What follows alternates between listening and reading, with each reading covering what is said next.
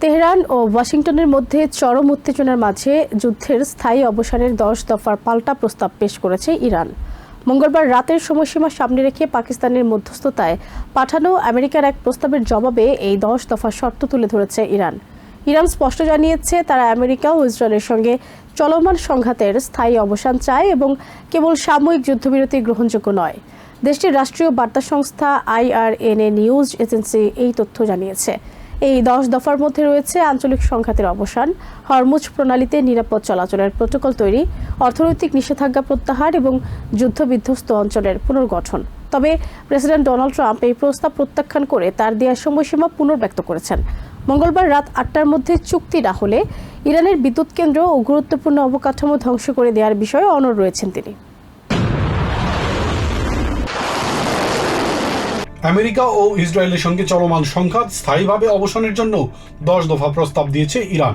মধ্যস্থতাকারী দেশ পাকিস্তানের মাধ্যমে ওয়াশিংটনের কাছে এই প্রস্তাব পাঠানো হয়েছে। ইরানের 2 জ্যেষ্ঠ কর্মকর্তা জানিয়েছেন, এই প্রস্তাবের মূল শর্তগুলোর মধ্যে রয়েছে ইরানের উপর ভবিষ্যতে কোনো হামলা না করার নিশ্চয়তা, লেবাননে হিজবুল্লাহর বিরুদ্ধে ইসরায়েলের হামলা বন্ধ করা এবং ইরানের উপর থেকে সব ধরনের নিষেধাজ্ঞা তুলে নেওয়া। বিনিময়ে হরমুজ প্রণালী থেকে নিজেদের আরোপিত অবরোধ প্রত্যাহারের প্রস্তাব দিয়েছে তেহরান।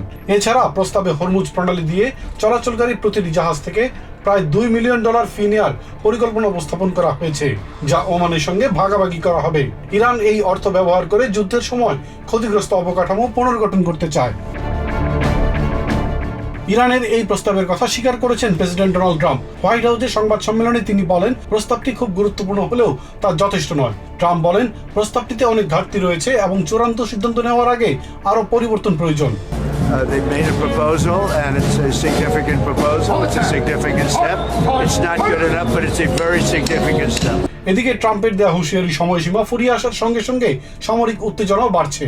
তবে এই ধরনের হামলার সম্ভাবনা আন্তর্জাতিক অঙ্গনে উদ্বেগ তৈরি করছে। এদিকে ইরানের রাষ্ট্রীয় গণমাধ্যম জানিয়েছে, তাদের প্রস্তাবে যুদ্ধবিরতির ধারণা সরাসরি প্রত্যাখ্যান করা হয়েছে। তারা বলছে, একটি অস্থায়ী যুদ্ধবিরতি ভবিষ্যতে আবার সংঘাতের পথ খুলে দিতে পারে। বিশ্লেষকরা বলছেন, ইরান একদিকে যুদ্ধবন্ধের প্রস্তাব দিচ্ছে, অন্যদিকে নিজেদের শক্তিশালী অবস্থানও তুলে ধরছে, যাতে আলোচনায় ছাড় দিতে বাধ্য না হয়।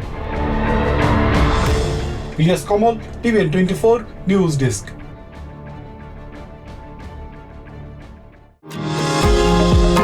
নিউ ইয়র্ক থেকে সম্প্রচারিত TVN 24 টেলিভিশন বিশ্বজুড়ে বাঙালির কণ্ঠস্বর।